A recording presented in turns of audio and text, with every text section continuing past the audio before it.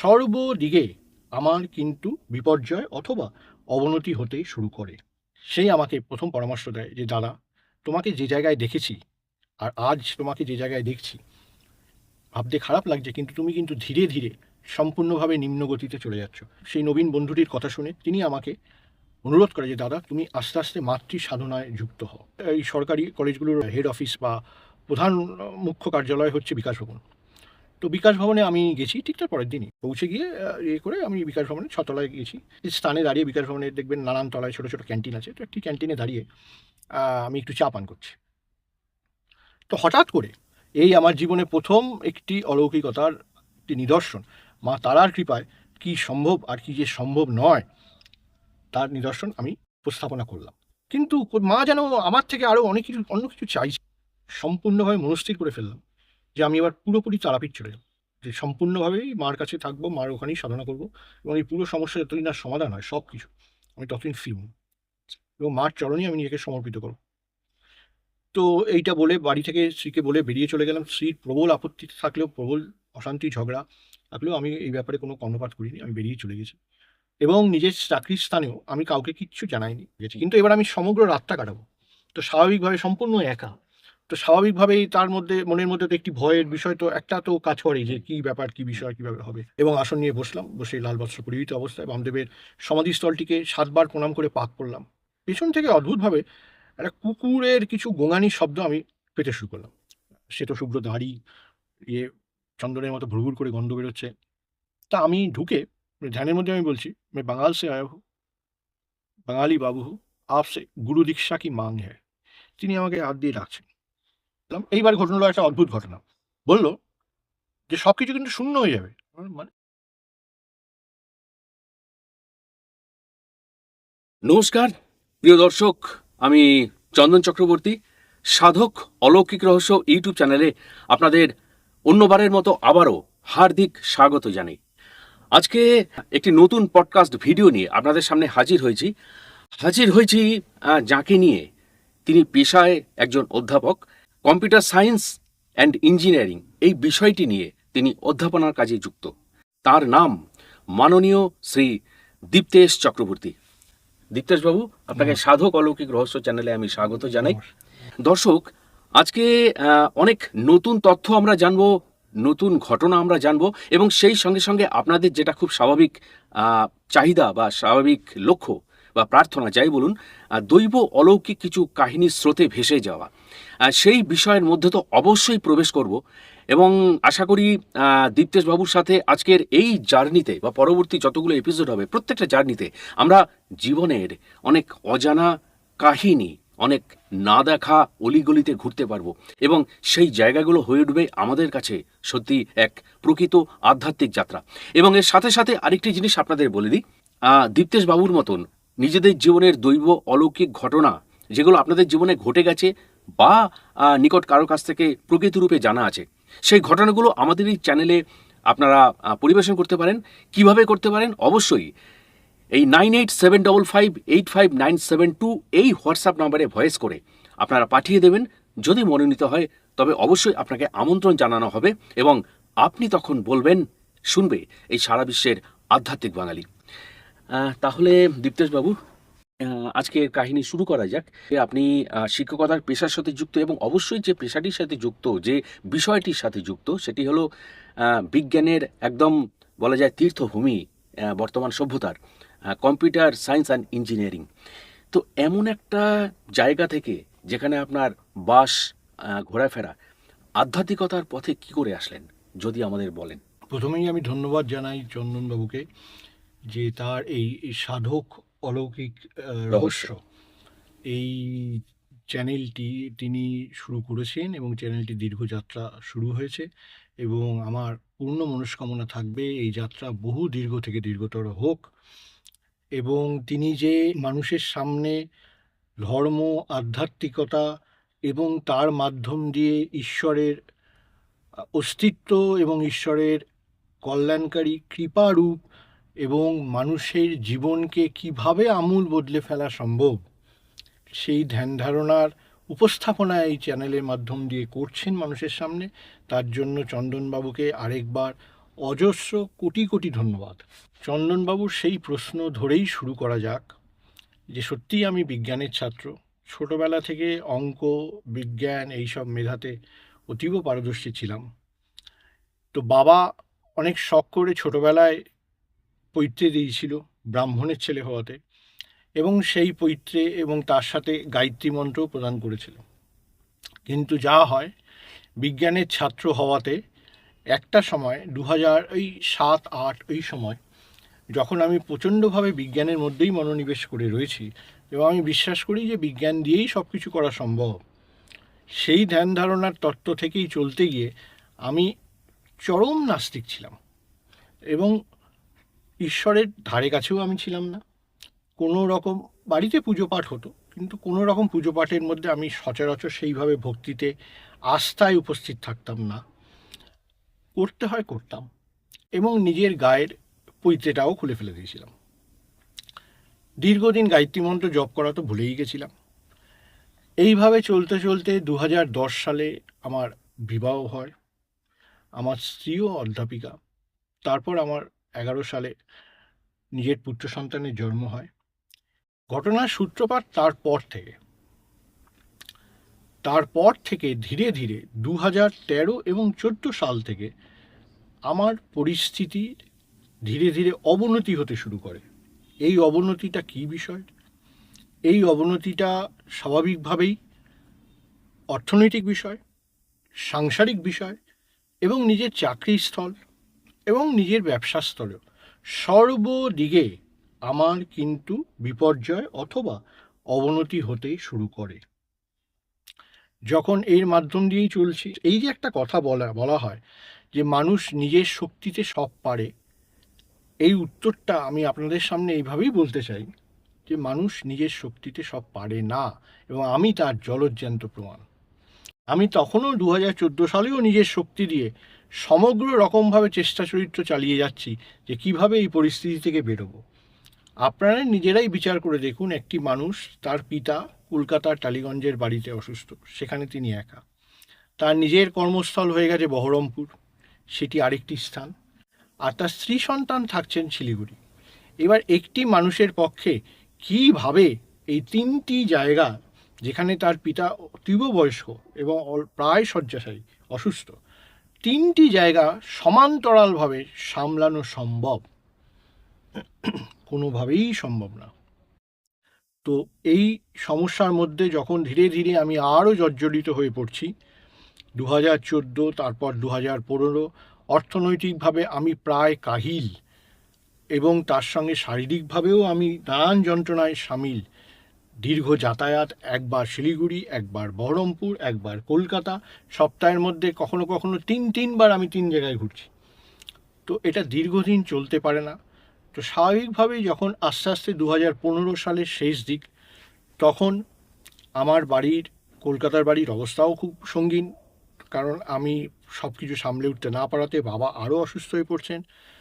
তিনি সম্পূর্ণভাবে রান্নার মাসি তার উপর নির্ভরশীল, আমিও তার উপর নির্ভরশীল। তার অনুপস্থিতি সেইখানেও তার আহারে বা খাদ্য গ্রহণের সমস্যা তৈরি করছে। এই নানান সমস্যার মধ্যে চলতে চলতে 2016 সালে এই প্রথম আমারই একটি জুনিয়র বন্ধু, বা আমার থেকে বয়সে নবীন একটি বন্ধু, সেই আমাকে প্রথম পরামর্শ দেয় যে দাদা, তোমাকে যে জায়গায় দেখেছি আর আজ তোমাকে যে জায়গায় দেখছি, ভাবতে খারাপ লাগছে, কিন্তু তুমি কিন্তু ধীরে ধীরে সম্পূর্ণভাবে নিম্ন গতিতে চলে যাচ্ছ। এই ব্যাপারে সকল দর্শকদের উদ্দেশ্যে আমি এই কথাটা বলতে চাই, মাথায় রাখবেন, আমি কিন্তু কোনো অবনমনের পথে ছিলাম না। আমার কোনো নেশা বা কোনো রকম নেশাগত দ্রব্যে আমি লিপ্ত ছিলাম না, কোনো রকম বদ সঙ্গেও আমি লিপ্ত ছিলাম না, কিন্তু তৎসত্ত্বেও এই ধরনের নানান ঘটনা কিন্তু আমার সাথে ঘটে চলেছিল। তো সেই যা বললাম, সেই নবীন বন্ধুটির কথা শুনে তিনি আমাকে অনুরোধ করে যে দাদা, তুমি আস্তে আস্তে মাতৃ সাধনায় যুক্ত হও।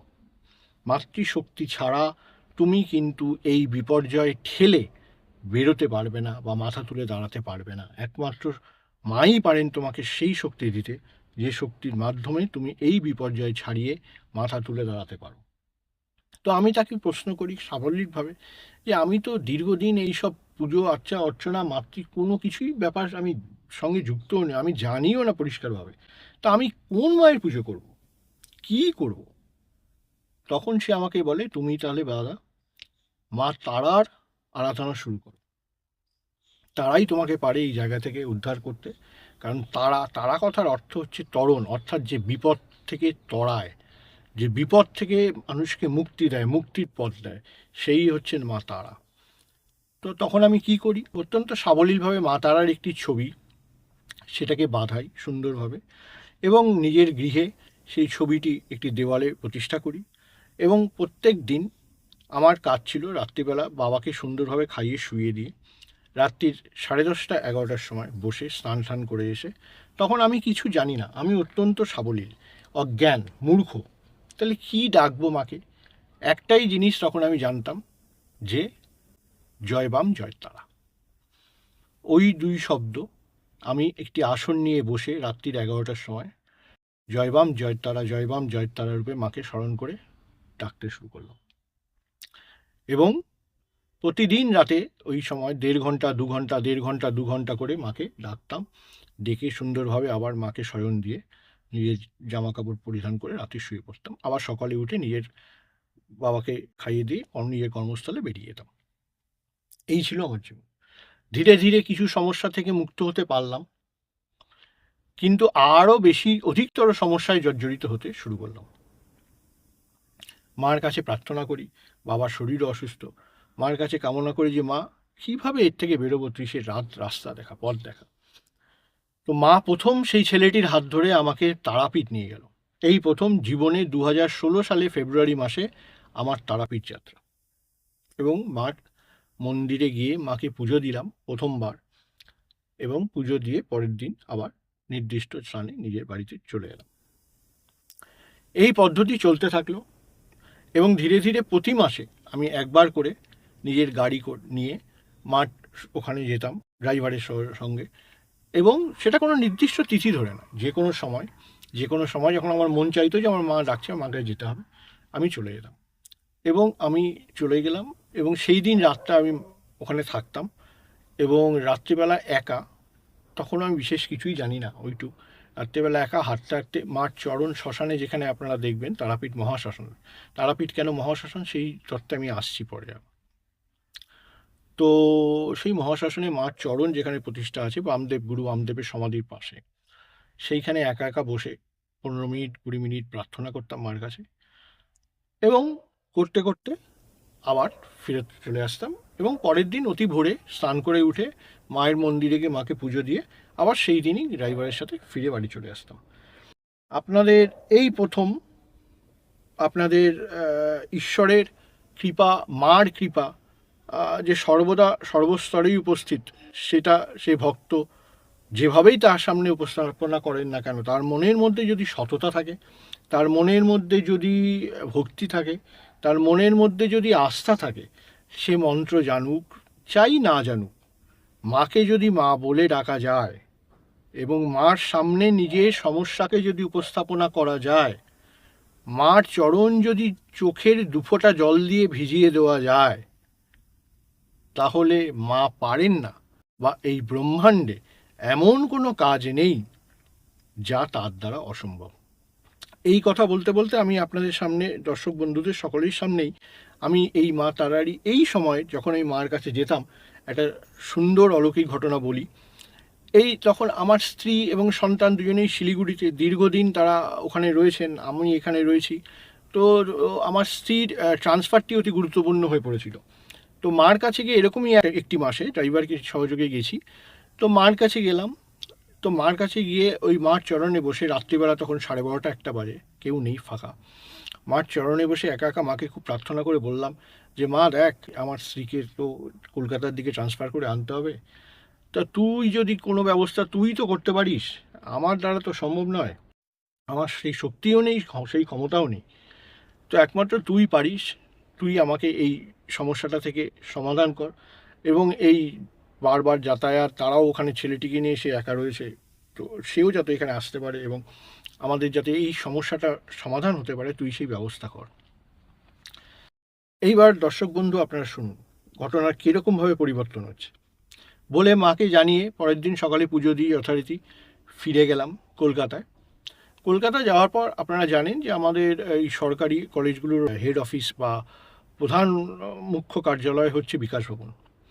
তো বিকাশ ভবনে আমি গেছি ঠিক তার পরের দিনই পৌঁছে গিয়ে করে আমি বিকাশ ভবনে 6 তলায় গেছি। একটি স্থানে দাঁড়িয়ে বিকাশ ভবনে দেখবেন নানান তলায় ছোট ছোট ক্যান্টিন আছে, তো একটি ক্যান্টিনে দাঁড়িয়ে আমি একটু চা পান করছি।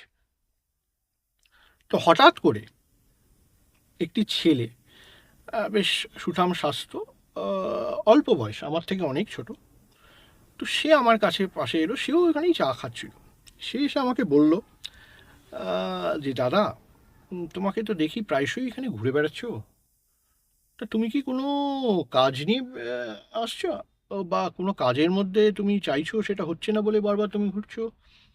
আমি বললাম হ্যাঁ, সে তো নিশ্চয়ই, কাজ না থাকলে কেন আর এখানে আসবো বলো। আর আমি কাজের জন্যেই এসেছি এবং যে জিনিসটা নিয়ে প্রায় 5-6 মাস ধরে চেষ্টা করছি, কিছুতেই সেটাকে সফল করতে পারছি না, সেটি আমার স্ত্রীর ট্রান্সফার। এবার শুনুন দর্শক বন্ধু, ছেলেটি আমাকে বলছে যে দাদা, আমি তোমাকে একটা পথ দেখাতে পারি। আমি তোমাকে একটি নারীর কাছে বা একটি মেয়ের কাছে নিয়ে যেতে পারি। সেই মেয়েটি এই উল্টোডাঙা বিধাননগর স্টেশনের পাশে একটি অফিসে বসে। সে, আমি কোনো রাজনৈতিক এখানে বিষয় উল্লেখ করব না, আমি শুধু এইটুকুই বলতে চাই সে কোনো রাজনৈতিক দলের কর্মকাণ্ডের সঙ্গে যুক্ত, সেটা আমার প্রয়োজন নেই।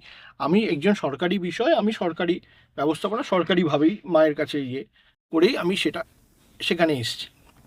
তো বললাম যে তার কাছে গেলে এই বিষয়টা হবে। আমি ছেলেটিকে জিজ্ঞেস করলাম, বললো হ্যাঁ দাদা, আমি তোমাকে এই জিনিসটা গ্যারান্টি দিতে পারি যে কাজটা তোমার হয়ে যাবে। বাকি তোমার সাথে তার কি কথাবার্তা সেটা তোমার আর তার মধ্যে ব্যাপার স্যাপার, সেই বিষয়ে আমি থাকবো না। কিন্তু আমি তোমাকে এই জায়গাটা বলতে পারি যে জায়গাটা কিন্তু জেনুইন এবং কাজটা কিন্তু তোমার হয়ে যাবে। আমি বললাম ধন্যবাদ ভাই, ঠিক আছে তুমি তাহলে নিয়ে যেও।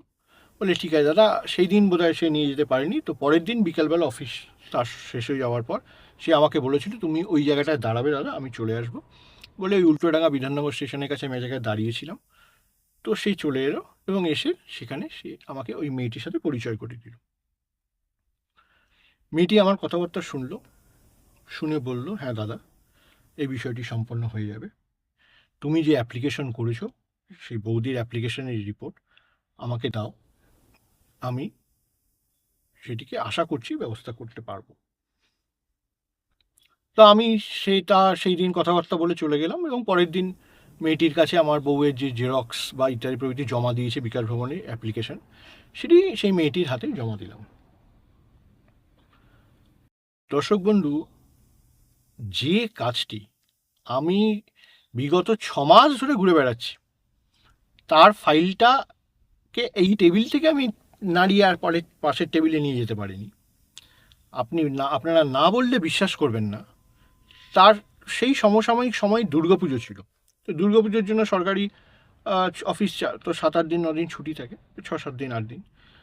তো ঠিক তার আগে আগে হঠাৎ করে আমি নিজে চেক করে দেখছি ওই বিকাশ ভবনে কম্পিউটার সিস্টেমের মধ্যে ফাইল চেক করা যায় যে ফাইলটা কোথা থেকে কোথায় যাচ্ছে। তো হঠাৎ করে দুর্গাপুজো 2 দিন আগে আমি চেক করে দেখছি নাম দিয়ে আমার স্ত্রীর, যে যে ফাইল 6 মাস ধরে এক জায়গায় নড়েনি, সে ফাইল 3 দিনের মধ্যে 4 জায়গায় ঘুরে গেল। আচ্ছা।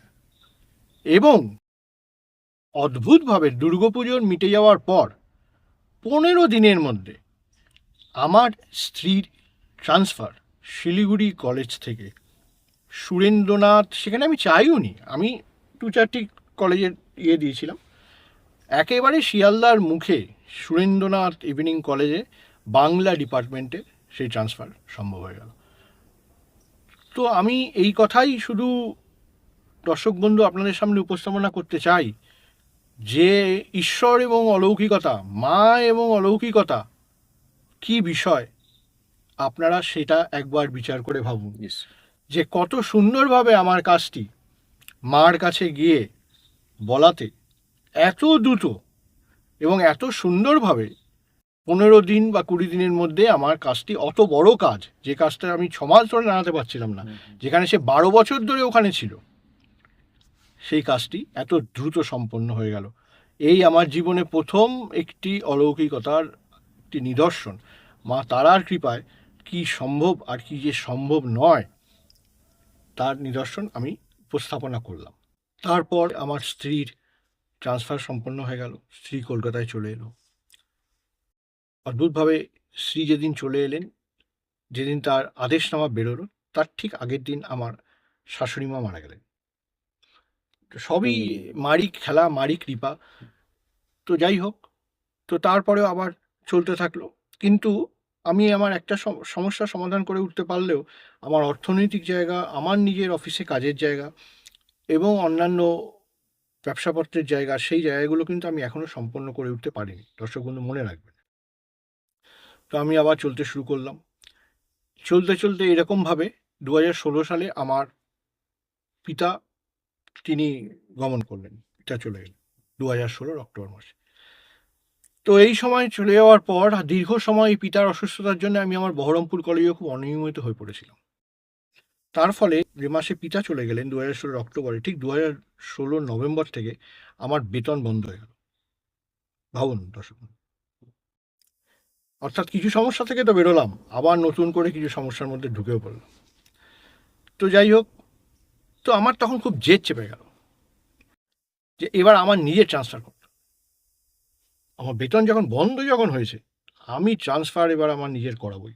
আবার এই সে এক যাত্রা, মার কাছে যাচ্ছি প্রতি মাসে, মা রাস্তা দেখা। ঠিক একইভাবে মা রাস্তা দেখালো এবং এইটি 2017 জানুয়ারি মাস, 2017 ডিসেম্বর, ভুল বলছি, 16 অক্টোবরে বাবা মারা গেলেন, 2017 ডিসেম্বর। এই পথ চলতে চলতে 1 বছর আমি আমার নিজের কলেজে উপস্থিত হইনি। দর্শক বন্ধু মাথায় রাখবেন, আমার জেদ এতটাই ছিল যে আমি ট্রান্সফার করবো, তবে জয়েন করবো। তো 2017 ডিসেম্বর মাসে আমার নিজের ট্রান্সফার অর্ডার বেরিয়ে গেল এবং এখন আমি বর্তমানে যেখানে আছি, government college of engineering, leather technology, সেখানে আমি জয়েন করলাম, মার কৃপা। কিন্তু বেতন বন্ধ হয়েছিল দীর্ঘ সময়। তো লেদার কলেজে জয়েন তো করলাম, বেতন পাচ্ছি না। এবার কি করব? সেই বেতনের জন্য আবার বিকাশ ভবনে দৌড়ঝাঁপ শুরু হলো।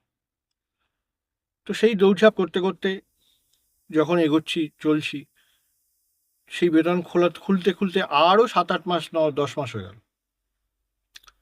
দিয়ে তারপর আমি যখন প্রায় 2018 সেপ্টেম্বর অক্টোবর মাস, সেই দুর্গাপুজোর আগে আগে আমার বেতন আবার পুনরায় চালু।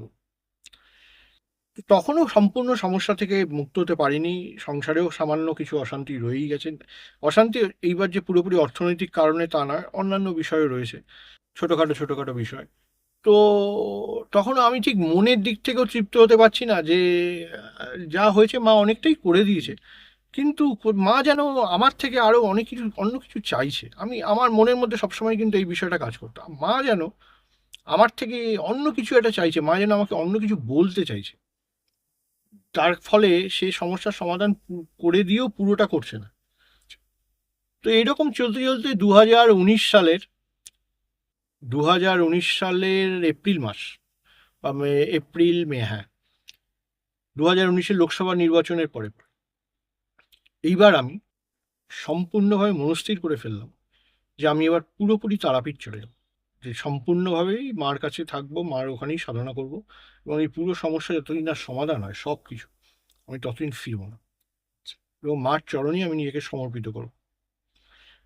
তো এইটা বলে বাড়ি থেকে স্ত্রীকে বলে বেরিয়ে চলে গেলাম। স্ত্রীর প্রবল আপত্তি থাকলেও, প্রবল অশান্তি ঝগড়া থাকলেও আমি এই ব্যাপারে কোনো কর্ণপাত করিনি, আমি বেরিয়ে চলে গেছি এবং নিজের চাকরির স্থানেও আমি কাউকে কিচ্ছু জানাইনি।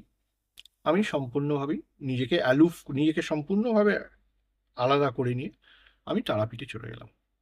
এবার তখনও আমার নিজস্ব বেতন চালু রয়েছে, তার ফলে তখন আমি কি করতাম, এইবার শুরু হলো আমার তারাপীঠ এবং মা তারার নতুনভাবে, ওখান থেকে নতুনভাবে এই পথ চলা। তো তখন হোটেলে থাকতাম, ওখানে একটি হোটেলে থাকতাম, বেতন ভালোই ছিল, তার ফলে সুন্দর স্বাভাবিকভাবে খুব ভালো হোটেলেই আমি থাকতে পারতাম, মা সেই সুযোগ করে দিয়েছিল। এবং দর্শক বন্ধু, যেটা আমি করতাম সেটা হচ্ছে প্রত্যেক দিন রাত্রেবেলা, তো আমি তো তখনও অতটা জানি না, অত বিষয় লোক সবাইকে দেখতাম, সবাই এখানে লাল বস্ত্র পরে ঘোরে। তা আমি ভাবলাম যে এখানে থাকলে বোধহয় লাল বস্ত্রই পরতে হয়, এটাই বোধহয় মায়ের ইয়ে। তা আমিও একটা লাল বস্ত্র দোকান থেকে কিনে নিয়েছিলাম। তো লাল বস্ত্র পরে আমি ওই মায়ের কাছে যখন যেতাম শ্মশানে, মামা শ্মশানে, লাল বস্ত্র পরেই যেতাম। আর যতক্ষণ থাকতাম ওই লাল বস্ত্র পরেই থাকতাম। তারপর যখন আবার হোটেলে চলে আসতাম, তখন লাল বস্ত্র খুলে দিয়ে সাধারণ বস্ত্রে থাকতাম। তো প্রত্যেক দিন রাত্রিবেলা 10:30টার পর আমি আমার নিজের আহারাদি গ্রহণ করে, আর এই সময় আমি সম্পূর্ণ নিরামিষাশী ছিলাম। এই সময়টায় মার কাছে পৌঁছানোর পর আমি কিন্তু সম্পূর্ণ নিরামিষাশী হয়ে যাই। তো রাত্রি প্রত্যেক দিন 10:30টার সময় হোটেলের লোককে বলে রাখতাম যে আমি কিন্তু বেরোবো মার কাছে, আর সেই ফিরবো সকালে। বলে ঠিক আছে স্যার। তো আমি বেরিয়ে যেতাম 10:30-11টার সময় শ্মশানে, মহাশ্মশানে গিয়ে প্রণাম টনাম করে গুরু বামদেবের ঠিক যেখানে সমাধিস্থলটা আছে তার পেছনে বসতাম আসন নিয়ে। তো প্রথম দিনের যাত্রাপথ, প্রথম দিন গেছি, বসেছি। মনের মধ্যে অস্বীকার করবো না, একটু ভয় ভয় তো আছেই। নিশ্চয়ই। এর আগের চিত্রটা একটু অন্য ছিল। সেই আগে যখন প্রতি মাসে যেতাম তখন একবার গেছি, ঢুকেছি, কিছুটা সময় বা ওই মায়ের চরণে থেকেছি। সেটা খুব সামান্য সময়, 10 মিনিট 15 মিনিট, হ্যান ত্যান দিয়ে আবার প্রণাম করে বেরিয়ে চলে গেছি। কিন্তু এবার আমি সমগ্র রাতটা কাটাবো, তো স্বাভাবিকভাবে সম্পূর্ণ একা। তো স্বাভাবিকভাবেই তার মধ্যে মনের মধ্যে তো একটি ভয়ের বিষয় তো একটা তো কাজ করেই, যে কী ব্যাপার, কী বিষয়, কীভাবে হবে। এবং দেখুন আমার পাশে কেউ নেই, আমাকে একাই লড়তে হবে, আমার পাশে মাই শুরু রয়েছে। তো তো যাই হোক বসলাম, বসে তখনও কিন্তু আমি কোনো মন্ত্র জানি না, ওই জয়বাম জয়তারা, এবং আসন নিয়ে বসলাম। বসে লাল বস্ত্র পরিহিত অবস্থায় বামদেবের সমাধিস্থলটিকে 7বার প্রণাম করে পাক করলাম, মানে পরিক্রমা করলাম 7বার করে, বাবাকে অনুমতি নিয়ে, মায়ের অনুমতি নিয়ে আমি ওখানে বসলাম আসন নিয়ে। এবার বসার পর কিছুক্ষণ নাম গোত্র যা যা সমর্পণ আছে সেই সব বলে টলে সংকল্প নিয়ে শুরু করলাম, জয় বাম যাত্রা, জয় বাম যাত্রা করে যাচ্ছি। কিছুক্ষণ পরে দেখছি যে এই তো সাংঘাতিক মশার উৎপাত, মানে এই যে কি পরিমাণ মশা শ্মশানে আপনারা তো সেটা আন্দাজ করতেই পারেন। তা আমি দেখলাম এইভাবে মশার মধ্যে কিভাবে বসবো। যাই হোক আজকে রাতটা আমাকে মশার মধ্যেই বসতে হবে এইভাবে। তো আবার চোখ ফোক বন্ধ করে আবার শুরু করলাম। তো এরকম দীর্ঘ সময় চলার পর মাঝখানে অনেকক্ষণ করার পর ঘন্টা 2 হয়ে গেছে, 3 হয়ে গেছে, পেছন থেকে অদ্ভুতভাবে, প্রথম দিনের ঘটনা, পেছন থেকে অদ্ভুতভাবে একটা কুকুরের কিছু গোঙানির শব্দ আমি পেতে শুরু করলাম। আমার পেছনটা ফাঁকা, মানে পেছনটা ফাঁকা মানে পেছনের দিকটা ফাঁকা, শ্মশানের দিক, এবং ওখানে দূরে দূরে কারো সমাধি বা ইত্যাদি প্রভৃতি আছে, আপনারা সেটা জানেন, তারাপীঠ মহাশ্মশান। তো পেছনের দিক থেকে গোঙানি শব্দ শুনতে পাচ্ছি। এবার মনে মনে মধ্যে একটা ভয়ও হচ্ছে, একটা আতঙ্কের পরিবেশ তৈরি হচ্ছে, যে এই যদি পেছন থেকে এসে এই কুকুর বা এই ভৈরব, আমরা ভৈরব বলতাম, এই যদি আমাকে হঠাৎ করে কামড়ে দেয়, তাহলে তো সে এক বড় বিপদের মধ্যে আমি পড়বো। আবার মনে মনে ভাবছি এ কি সত্যি ভৈরব ডাকছে, নাকি অন্য কোনো মানে ভূত পেট বা পিশাচের সান্নিধ্যে আমি পড়লাম। তো সেই রকম একটা ধারণা মনের মধ্যে ভয় হচ্ছে। যাই হোক, ভয় ঠয় কিছুক্ষণ কাটিয়ে উঠে জোরে জোরে জয় বাম জয়তারা, জয় বাম জয়তারা, জয় বাম জয়তারা এরকম করতে শুরু করলাম। প্রায় আধ ঘন্টা পর আস্তে আস্তে দেখলাম এই গোঙানির শব্দটাও কমে গেল, এবং আমি আবার চরমভাবে নিজের সাধনায় মনোনিবেশ করলাম। দিয়ে এরকম করতে করতে প্রায় রাত 3টে। তো এবার অনেকক্ষণ হয়ে গেছে, আমার পাও ব্যথা করছে। তো আমি উঠলাম, উঠে প্রণাম টনাম করে উঠে আমি একটু বাইরে চা চা খেতে যাব আর কি। তো বাইরে তখন ওই তারাপীঠ মহাশ্মশান থেকে বেরিয়ে ওই রাস্তাটাই ধরে আপনারা যদি আসেন, একদম শেষ মুখটায়, ওই যে মুখটায় ব্রিজটা আছে, এই বাড়িতে ব্রিজ আছে, ওখানে তখন একটি চায়ের দোকান খোলা থাকতো সারা রাত। সে শুধু রাত্রিবেলাতেই চা বিক্রি করতো, সারাদিনে আপনি তাদের দেখতে পাবেন। তো ওখানে এসে আমি একটু চা খেলাম। চা ফা খাওয়ার পর আবার হেঁটে হেঁটে হেঁটে আবার মায়ের চরণের ওখানে গেলাম, গিয়ে ওখানে বসে আবার জপ করা শুরু। করতে করতে যখন প্রায় 4:45 সকাল, তখন উঠলাম, মাকে প্রণাম করলাম, মায়ের চরণে গিয়েও প্রণাম করলাম, করে ধীরে ধীরে হাঁটতে হাঁটতে, মানুষজন ঢোকার আগেই আমি হাঁটতে হাঁটতে, হাওয়াই চটি পরা অবস্থায় হাঁটতে হাঁটতে, ওই লাল বস্ত্র পরা অবস্থায় হোটেলের দিকে চলে গেলাম। গিয়ে হোটেলে ঢুকে গিয়ে নিজের বস্ত্র চেঞ্জ ফেঞ্জ করে করে আবার স্নান টান করে আবার ফ্রেশ হয়ে শুয়ে পড়লাম। এই ছিল আমার রেগুলার রুটিন। এই বিষয় চলতে শুরু করলো। এবার এবার চলতে চলতে এইবার হঠাৎ করে আমার হাতে এসে একটি বই পড়ল। বইটি বাংলায় লেখা। তো বইটির মধ্যে লেখা আছে অমরকণ্টকের ব্রহ্মর্ষি বরফানি দাদাই মহারাজ।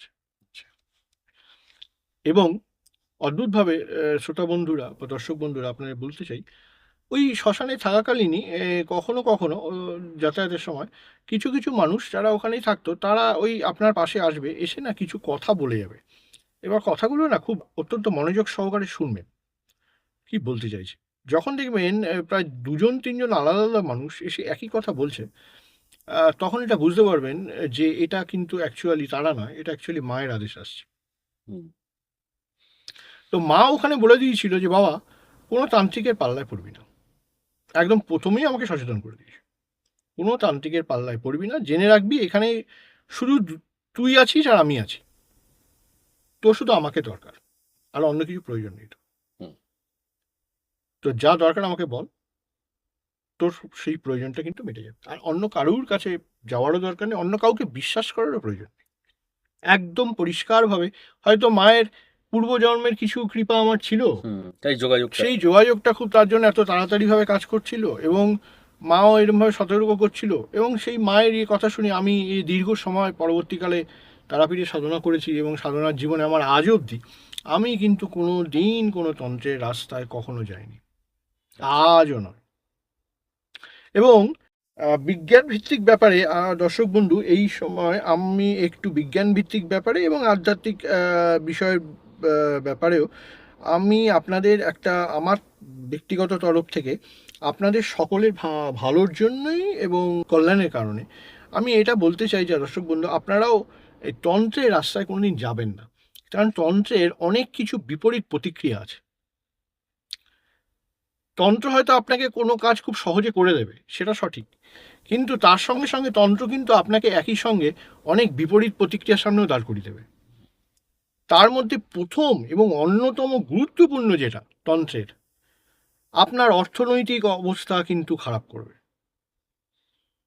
তন্ত্র হচ্ছে আমাদের কাছে একটা বলের মতো, ক্যামব্রিজ বল দেখেছেন কখনো? একটা ক্যামব্রিজ বলকে আপনি যদি দেওয়ালের দিকে ছোড়েন, সেটা কি করবে? সেটা দেওয়ালে গিয়ে হিট করবে, হিট করার পর সেটা আপনার দিকে রিটার্ন হবে। তন্ত্র একদম এইভাবেই কাজ করে, অর্থাৎ যে ক্রিয়া আপনি পাঠাবেন তার বিপরীত প্রতিক্রিয়া কিন্তু আপনাকে নিতে হবে। এবং তার সব থেকে খারাপ দিক যেটা, সেটা হচ্ছে আপনার অর্থনৈতিক বিষয় বা ফিন্যান্স পুরো চোখড করে দেবে একদম। আপনার অর্থনৈতিক অবস্থা পুরো ব্লক হয়ে যাবে, আপনি কোনো দিক থেকে অর্থনৈতিক ব্যবস্থা কিন্তু খুলতে পারবেন না, সব দিক বন্ধ হয়ে যাবে। সুতরাং এই তন্ত্র মার্গের দিকে শুনুন, শিখুন, এটা আমি বলছি, শুনুন শিখুন, কিন্তু প্রয়োগে যাবেন না, এবং যতটা সম্ভব দূরত্ব বজায় করবেন না।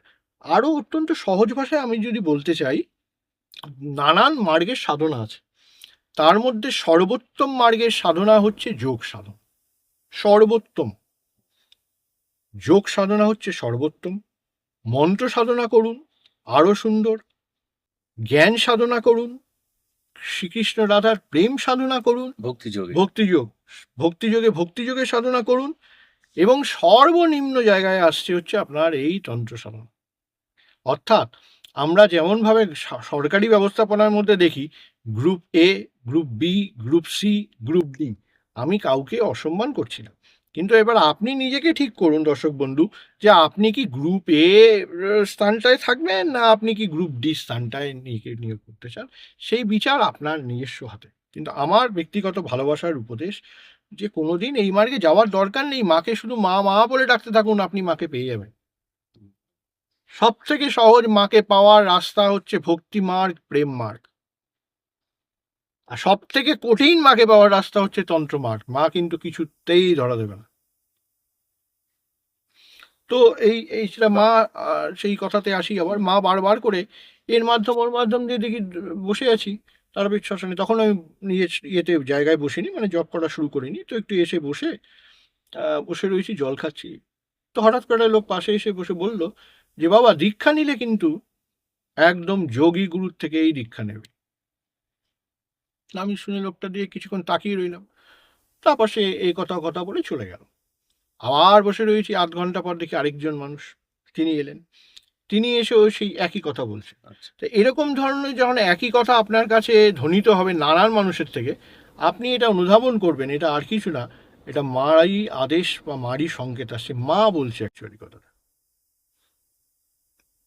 তো মা সেই ক্ষেত্রেই বলে দিয়েছিল যে বাবা তুমি কিন্তু দীক্ষা নিলে যোগী গুরুর থেকেই দীক্ষা নেবে, এবং হাতে অদ্ভুতভাবে এসে পড়েছিল সেই সময় ব্রহ্মর্ষি বরফানি দাদাজি মহারাজের অমরকণ্টকের রঞ্জিত কুমার মজুমদারের সেই বিখ্যাত বই, বাংলায় যিনি প্রথম বাঙালি শিষ্য ব্রহ্মর্ষি বরফানি দাদাজি মহারাজ। তো এইবার বই তো এসে পড়েছে, বই পড়ে তো বিরাট উদ্বুদ্ধ হওয়ার পর এবং মনের চেতনাতে আর ভালোবাসায় আমারও ইচ্ছা, আমারও মনে জাগলো যে আমি এই গুরুর থেকেই দীক্ষা নেব। এবার দীক্ষা তো নেব, বিরাট গুরু। এবার মনের মধ্যে রয়েছে আদৌ গেলেই কি উনি দেবেন দীক্ষা, তার জন্য এবার শুরু করলাম মার কাছে প্রার্থনা। সেটা কত সাল? এইটা আপনার 2019 সাল। এবং মার কাছে রাত্রেবেলা যে মা আমি যেন এই গুরুদেবের থেকেই দীক্ষা পাই। তো রোজ রাতে জয়বাম জয়তারা জয়বাম জয়তারা জয়বাম জয়তারা চলছে, এবং গুরু বামদেবের ওই সমাধিস্থলের পেছনে বসে মার কাছে প্রার্থনা, মা আমি যেন এই গুরুদেবের থেকেই দীক্ষা পাই, মা আমি যেন এই গুরুদেবের থেকেই দীক্ষা পাই। এই করতে করতে অদ্ভুতভাবে 2019 সালের জুলাই মাস, গুরু পূর্ণিমার দিন, আমার সঠিক ডেটটা মনে নেই, তবে ওই 15, 16, 17 জুলাই মানে ওরকম সময়, মানে ওই একই সঙ্গে গুরু পূর্ণিমাও ছিল, চন্দ্রগ্রহণও ছিল, বা এরকম ছিল আর কি, একসাথে আর কি। হঠাৎ করে ওই তিথিতে আমার, বিশ্বাস করুন দর্শক বন্ধু, তার আগের দিন পর্যন্ত কিছু মনে নেই, হঠাৎ করে আমার চেতনা জাগ্রত হলো, আরে এই তো গুরু পূর্ণিমার সময় উপস্থিত, আমাকে তো এবার যেতে হবে। মা বললো, তাহলে মাকে বললাম মা তাহলে যাই, তাহলে গিয়ে বলে হ্যাঁ বাবা যা, তুই মনে মনে বললো যা বাবা তুই যা দীক্ষাটা নিয়ে। তো ওখান থেকে সোজা রামপুরা স্টেশনে এলাম, সেখান থেকে টিকিট হয়ে গেল, টিকিট নিয়ে কলকাতায় ঢুকলাম, ঢুকে ওখান থেকে ফ্লাইট ধরলাম, ধরে সোজা রায়পুর, ছত্তিশগড় রায়পুর থেকে নামলাম, নেমে একটা ক্যাব নিলাম, মানে ট্যাক্সি, তো নিয়ে 20-30 কিলোমিটার যাত্রা রাজনন্দনগাঁও। সেই রাজনন্দনগাঁও গিয়ে উপস্থিত আমি। এবার গিয়ে থাকতে তো হবে কোথাও, গিয়ে ওখানে আশ্রমে জিজ্ঞেস করলাম যে গোবিন্দ মহারাজ বলে একজন ব্যক্তি ছিলেন, তো জিজ্ঞেস করলাম যে महाराज जी यहाँ पे आप मुझे क्या रहने का थोड़ा जगह मिलेगा, मैं बंगाल से आया हूँ, बंगाली बाबू हूँ। तो वो बोलो যে नहीं ये तो नहीं है, क्योंकि अभी तो गुरु पूर्णिमा के समय है, तो अभी तो जितना है सारी ये बुकड है। तो আমি তাকে জিজ্ঞেস करता तो मैं कहाँ रह सकता हूँ नज़दीक, बोला आप थोड़ा इधर से बाहर चले जाइए, ये बाएं की तरफ थोड़ा जाइए, ज़्यादा नहीं, या कोई অটো বা कुछ किसी को बताइए বা বলিয়ে, কোনো অটো বা কাউকে বলুন যে পাশে অমুক হোটেল যাব, ওখানে পাশাপাশি দুটো বড় বড় হোটেল আছে, আপনি ওখানে গিয়ে আরামে থাকতে পারবেন, কোনো অসুবিধা আপনার হবে না। আবার ওই যখন আসবেন এসে রাস্তাটা, মেন রাস্তাটা, হোটেল থেকে বেরিয়ে এলেই দেখবেন ওই অটো ফটো যাচ্ছে, ওই অটোকে বলবেন আপনাকে নামিয়ে দেবে, কোনো কোনো সমস্যা হবে না। আমি বললাম ঠিক আছে ঠিক আছে, আমি তাহলে আগে এই এই আমার লাগেজ বা এগুলো রেখে আসি, তারপর আসছি। বলে হ্যাঁ ঠিক আছে। বলে আমি চলে গেলাম, দিয়ে পাশেই গিয়ে দেখলাম ঠিক ওনার কথা মতো সুন্দর একটা হোটেল ছিল, খুব সুন্দর। তো 1000-2000 টাকা মতো এরকম ডেইলি ইয়ে ছিল, আর ফুল নিরামিষ, আমার খুব পছন্দ হলো। দিয়ে আমি ওখানটায় হোটেলে রুম নিলাম, নিয়ে নিজে স্নান টান করে পরিষ্কার পরিচ্ছন্ন হয়ে নিজে ওই লাল বস্ত্র ধারণ করলাম। লাল বস্ত্র বলে দিয়েছে, তখনও লাল বস্ত্র ঘুরছে গায়ে। তো ওই লাল বস্ত্র পরে এবার গুরুদেবের কাছে এসছি। এবার কিছুটা ব্রহ্মর্ষি বরফানি মহারাজের আশ্রমের বর্ণনাটা শুনুন। ওই গুরু পূর্ণিমা, এটা গুরু পূর্ণিমার আগের দিনের ঘটনা, গুরু পূর্ণিমা ছিল মঙ্গলবার, এটা সোমবারের ঘটনা। তো আশ্রমে ঢুকেছি, ঢুকে দেখছি বিরাট বড় কার্পেট পাতা, তাতে অনেকটা দূরে বেশ এই উনি একটি আসন বা সিংহাসনের মতো একটি বড় চেয়ারে বসে রয়েছেন, খুব সুন্দরভাবে একটা পাঞ্জাবি পরা, একটা ধুতি পরা গুরুদেব দূর থেকে, শ্বেত শুভ্র দাড়ি, ইয়ে চন্দনের মতো ভুরভুর করে গন্ধ বেরোচ্ছে। তা আমি ঢুকে, কারণ আমি জানি না সেটা মারই কৃপার হোক বা এই গুরুরই কৃপা হোক, গুরুর কৃপা ছাড়া এই ধরনের গুরুর কাছে তো পৌঁছানো যায় না। হয়তো গুরু চেয়েছিলেন যে আসি, আমি সেই কারণেই পৌঁছাতে পেরেছিলাম। তো আমার মধ্যে ও হঠাৎ করে ওই ধরনের চেতনা কোথা দিয়ে কাজ করলো আমি জানি না, আমি কিন্তু সোজা ঢুকে ওনাকে কিছু বলতে যাইনি যে আমি গুরু দীক্ষা নেবো বা কিছু। আমি কি করলাম, ওই যেখানে এই বিরাট বড় এই মানে আসনটা পাতা ছিল, যেখানে প্রচুর সামনে মহিলারা বসে আছেন, গান হচ্ছে, সুন্দর ভজন, ইয়েরা বসে আছেন, আমি অনেকটা পেছনে বসলাম, অনেকটা পেছনে বসে আমি নতজানু হয়ে ধ্যানস্থ হয়ে গেলাম। ধ্যানস্থ হয়ে গিয়ে আমি ওই ধ্যানের মধ্যেই গুরুদেবের সাথে কথা বলতে শুরু করলাম, মানে ব্রহ্মর্ষি বরফানি দাদাজি মহারাজের সাথে। যে গুরুদেব, ধ্যানের মধ্যে আমি বলছি, मैं बंगाल से आया हूँ, बंगाली बाबू हूँ, आपसे गुरु दीक्षा की मांग है। হুম।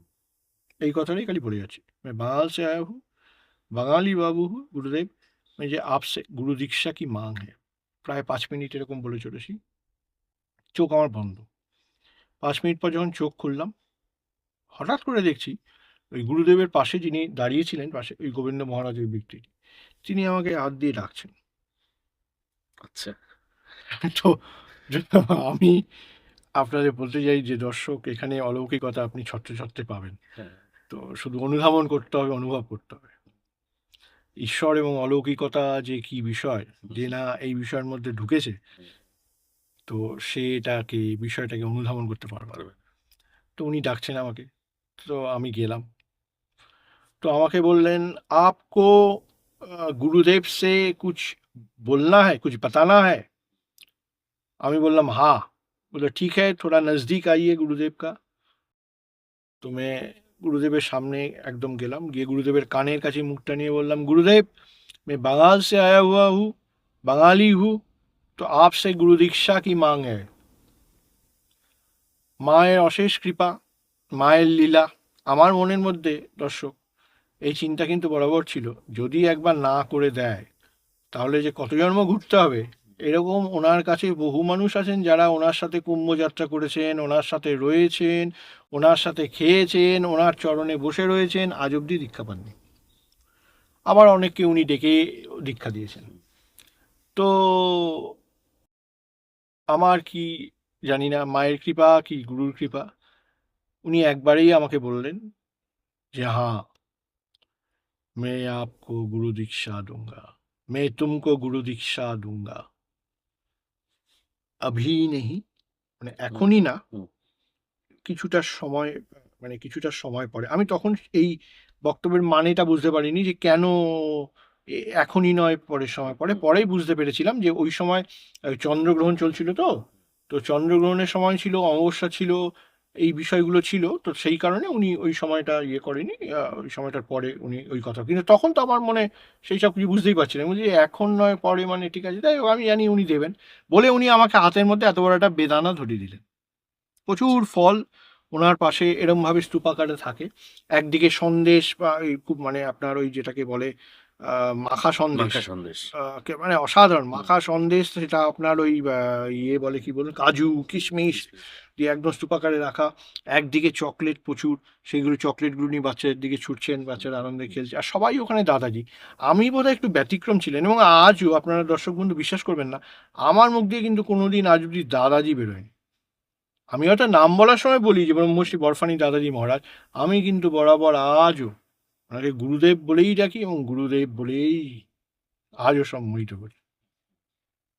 তো যাই হোক, বলে আমি আবার পেছনে এসে বসে পড়লাম। এইবার ঘটনালো একটা অদ্ভুত ঘটনা। আমার সঙ্গে একটি ছেলের পরিচিত হলো, ওই যে আমারই মতো বা আমারই বয়স, সেও দেখি লাল বস্ত্র পরেই এসছে, অদ্ভুত ব্যাপার। তো ছেলেটির সঙ্গে আলাপ হয়ে জিজ্ঞেস করলাম, তুমি ভাই কোথা থেকে এসছো? বলে আমি তো সল্টলেকে থাকি। আমি বললাম, যাবো, তুমিও সল্টলেকে থাকো, আমি তো এসছি ওই সল্টলেকের ওখানে কাছ থেকেই, আমার কলেজও সল্টলেকে, তোমার সঙ্গে আলাপ হয়ে খুব ভালো লাগলো। এবার ওই ছেলেটির সঙ্গে আমার একটু গল্প গুজব শুরু হলো। তো আমাকে ও বললো, আমি বললাম তুমি কবে দীক্ষিত হয়েছো? বললো আমি ঠিক আগের বছরই দীক্ষিত হয়েছি। আমি ঠিক আগের বছরই দীক্ষিত হয়েছি। তো ও ছিল গুরুদেব অন্তপ্রাণ, মানে গুরুদেব যা বলবে ও চাই, গুরু ছাড়া ও কিছু। আর গুরুদেবকে ও খুব মানে মানে ওই ভালোবাসার খাতিরে খুব জ্বালাতেও ভালোবাসতো। আচ্ছা। এই গুরুদেব ইয়ে দিয়েছে, গুরুদেব ও দিয়েছে, মানে হ্যান ত্যান, তো এই ব্যাপার। তো গুরুদেব ওকে দেখে একবার বলে হচ্ছিল, ইয়ে বাচ্চা বড়ে বড়া তঙ্গ কর রহা है, ইয়ে বাচ্চা বড়া তঙ্গ কর রহা है। তো যাই হোক, তো এইবার শুনুন, এবার দর্শক বন্ধু খুব আলোচনার বিষয়, খুব মজার বিষয়। এইবার সে আমাকে বলল যে ঠিক আছে, তুমি তো দীক্ষা নেবে, কিন্তু একটা কতগুলো বিষয় কিন্তু আমার তোমাকে বলা আছে। ওই ছেলেটি বলছে। আমি বললাম, হ্যালো, কী বলা আছে? বলল যে সব কিছু কিন্তু শূন্য হয়ে যাবে। মানে বলে হ্যাঁ, অর্থনীতি, ফিন্যান্স ফিন্যান্স সব একেবারে গোল হয়ে যাবে, পুরো শূন্য হয়ে যাবে, কিন্তু কিচ্ছু থাকবে না। তাদের রাজি আছো তো? অর্থনীতি এসছি গুরুদেবের কাছে, গুরুদেবের চরণে, এমনিতেই তো আমার অর্থনীতি অলরেডি গোল্লা হয়ে গেছে, তখন এমনিতেই আমার অর্থনীতি যেটুকু আছে অলমোস্ট গোল্লা হয়ে গেছে। বলে অলমোস্ট গোল্লার কোনো গল্প নেই, এখানে পুরোপুরি গোল্লা হয়ে যাবে কিন্তু। তো সেইটা যদি মন থেকে রাজি থাকো তবেই দীক্ষা নাও। পরে গিয়ে আবার সে শুরু হবে, সেসব অনেক বড় ব্যাপার, কিন্তু ওই সময়টা ফেস করতে রাজি আছো তো?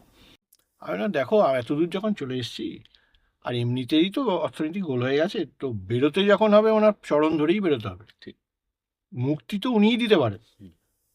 তার জন্য আরও কিছুদিন সময়, আরও কিছু বছর কষ্ট করতে হবে। অলরেডি তো কষ্ট 14 সাল থেকে করতে করতে আছে 19, 5 বছর অলরেডি কষ্ট করা হয়ে গেছে। তো বাকি কষ্ট, এইসব কষ্ট করতে আমি ভয় পাই না।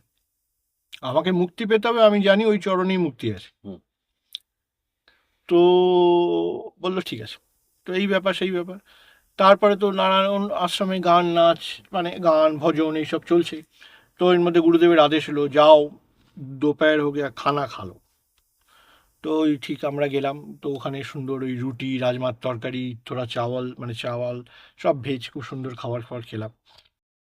খেটে আবার এলাম দুপুরে, মানে ওই খাবার খেয়ে ব্যাক করলাম। তো আমি ওই ছেলেটিকে বললাম, তাহলে আমি এবার একটু হোটেলে গিয়ে শুই, আবার রেস্ট ফেস্ট নিয়ে বিকেলের দিকে আসবো, কারণ এই তো আছে সারা রাত্রির ব্যাপার। বলে হ্যাঁ, তাই তুই তাই কর। ও হোটেলটাও একদম আশ্রম থেকে বেরিয়ে ওর কাছেই ছিল। ওটা হোটেল নয়, মানে ওই হোমস্টে টাইপের। ও ওখানে ছিল, ওর ঘরেও একবার গেলাম টেলাম। তো আমি ওর সঙ্গে জিজ্ঞাসাবাদ করলাম যে তুমি কবে থেকে এসছো, ওরও সন্তান রয়েছে, স্ত্রী রয়েছে।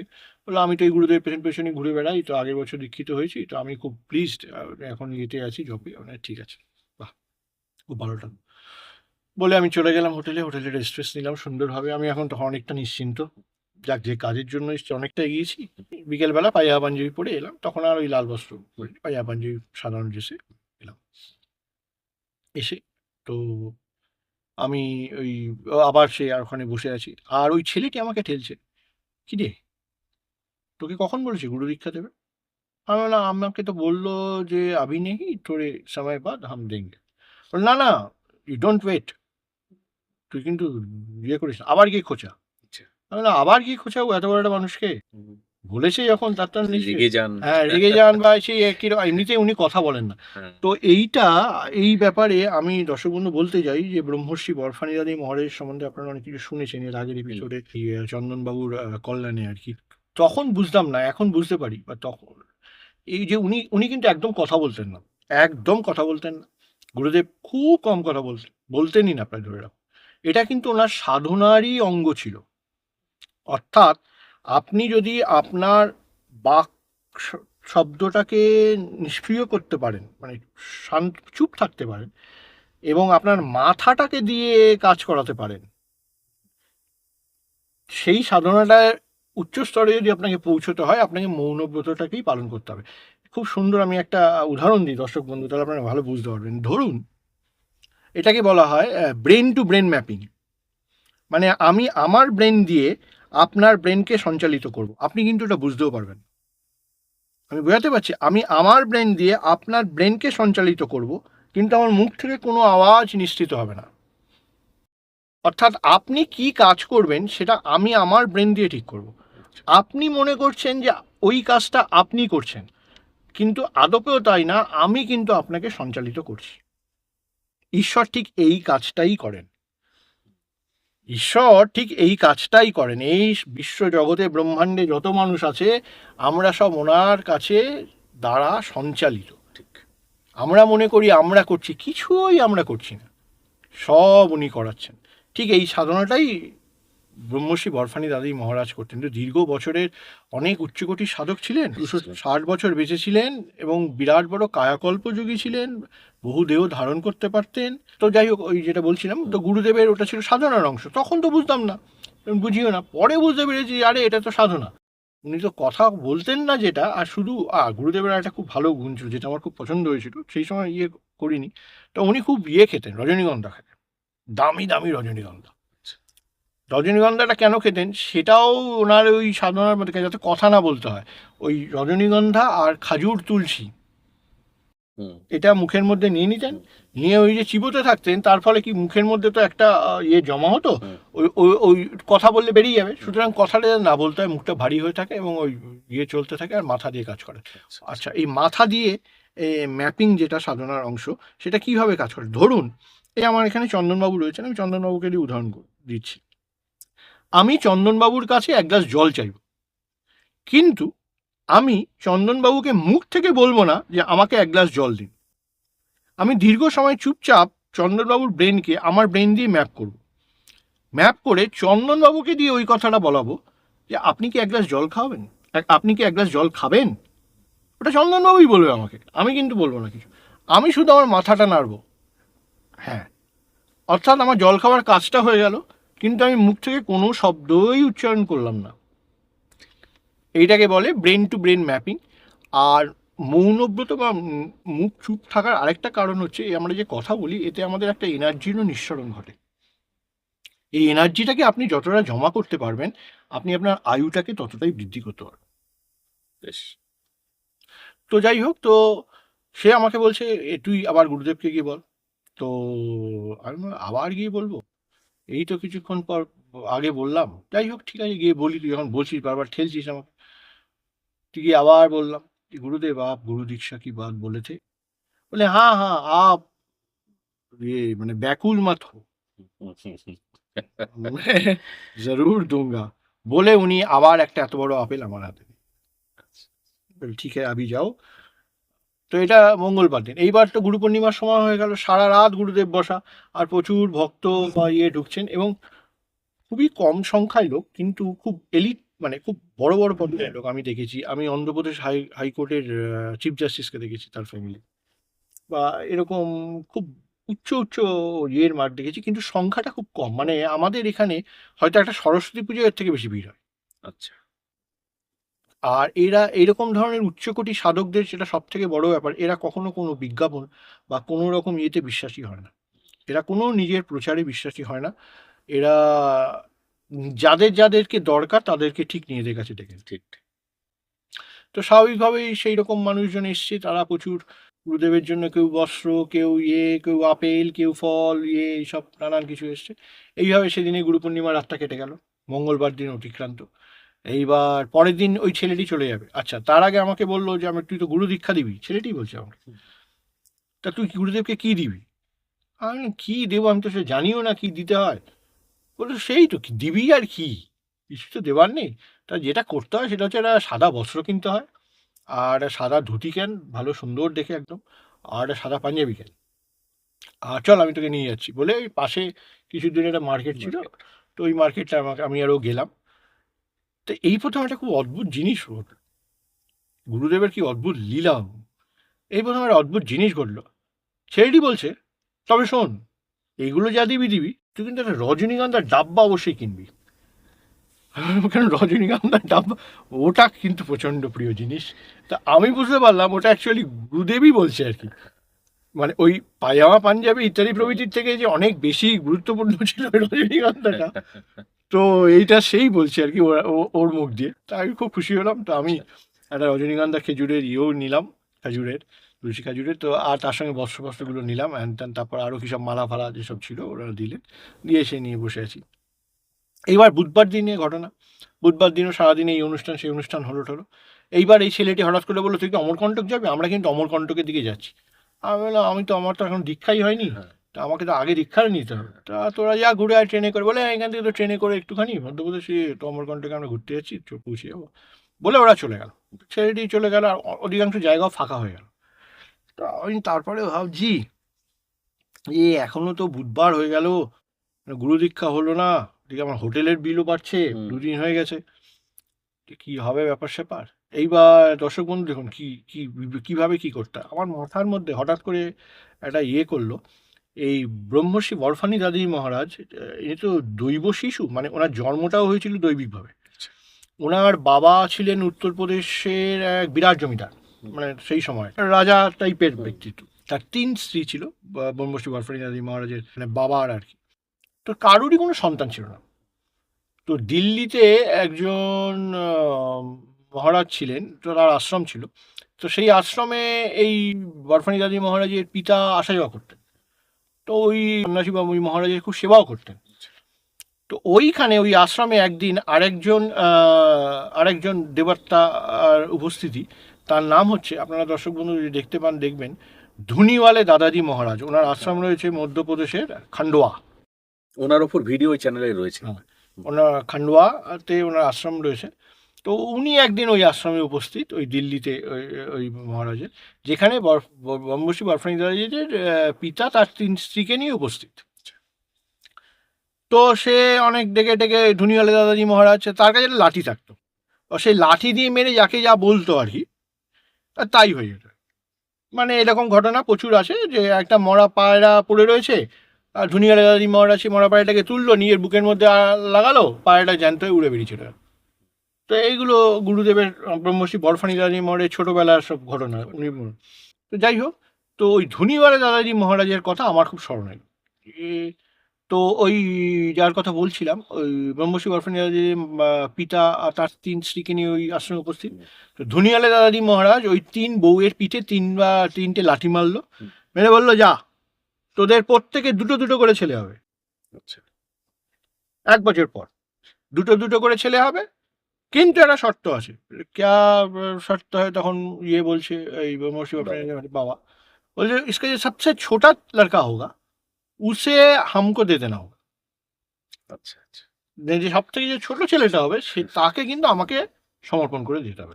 তো এবার ব্রহ্মর্ষি বরফানিদাসের পিতা সেও তো অবাক হলো, বললো, এতদিন আমি ওই যে মহারাজ আশ্রমে উনি এসেছিলেন, তিনি বললেন, এতদিন মহারাজ আপনাকে আমি সেবা করলাম, সেইখানে তো কিছুই হলোই না, উল্টে এই মহারাজ এলো, তিনি আমার স্ত্রীর পিঠে লাঠির একটা করে বাড়ি মারলো, দিয়ে বলছে সন্তান হবে, তার আবার একটা সন্তানকে উনি দিয়ে দিতে হবে।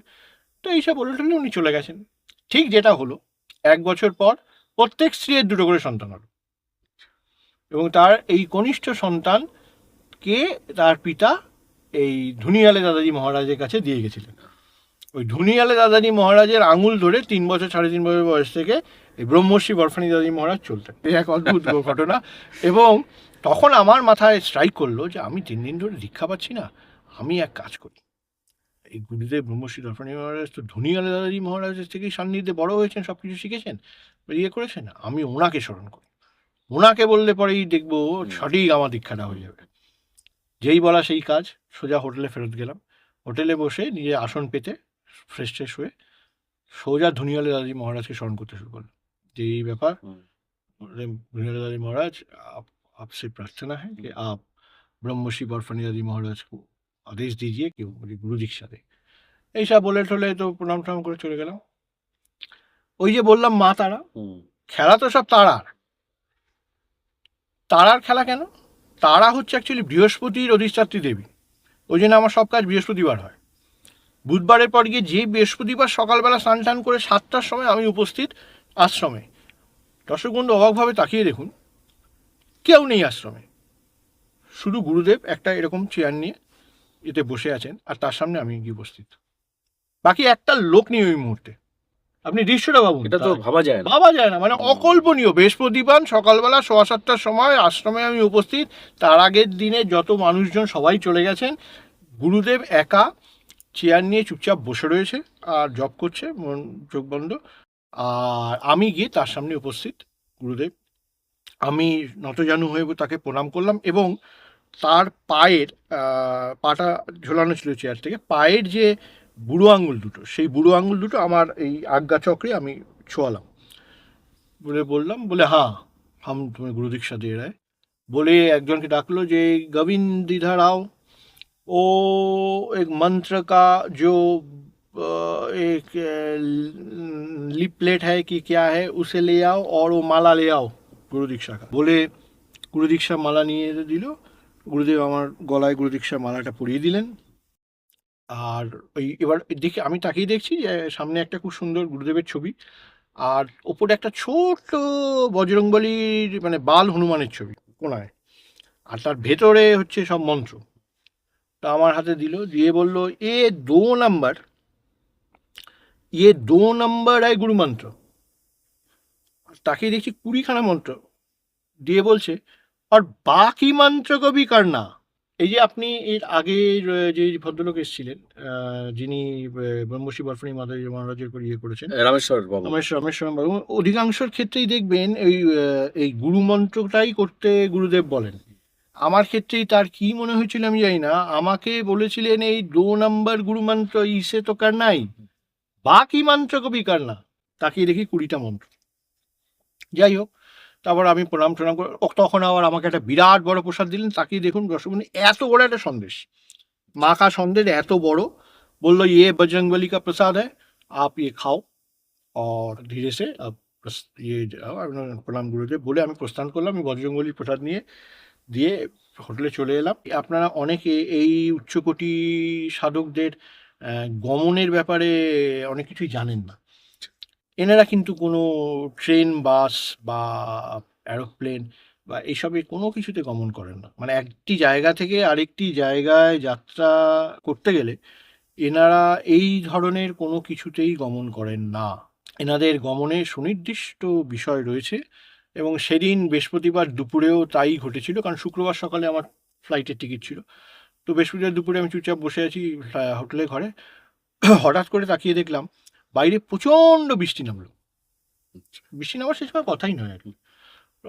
ইয়ে ঠিক করে এসে একটা মেঘ বিরাট জমা হলো, বিরাট বৃষ্টি নামলো। আমি সেই সময় অনুধাবন করতে পারলাম যে আমার গুরুদেব এবার এই রাজনন্দনগাঁও ছেড়ে উনি হয় অন্য কোথাও, হয় মধ্যপ্রদেশের ইন্দোর বা অন্য কোথাও যেখানে ওনার যাওয়ার ব্যাপার ছিল, উনি ওখানে বেরিয়ে গেলেন। আর এই বৃষ্টিটা হচ্ছে তার লক্ষণ আর কি। ও আচ্ছা। এই বৃষ্টিটা হচ্ছে তার লক্ষণ। তো ওনারা কীভাবে অনুধাবন করেন? ওনারা দরজাটা বন্ধ করে দিতে বলেন। দরজাটা বন্ধ করে দিয়ে ওনারা ভেতরে ধ্যানস্থ হয়ে যান। ওই ধ্যানস্থ অবস্থাতেই ওনারা সূক্ষ্ম দেহে দেহটা ছেড়ে দিয়ে, মানে দেহটাকে নিয়ে বেরিয়ে চলে যান। আকাশমার্গে। হ্যাঁ, আকাশমার্গে বেরিয়ে চলে যান এবং পরবর্তীকালে আপনি যখন তাকিয়ে দেখবেন, দরজাটা খুলবেন, দেখবেন ঘরে কেউ নেই। তো আবার যেখানে যান সেইখানে আবার লোকজন দেখবে যে হঠাৎ করে উনি বসে আছেন আর কি।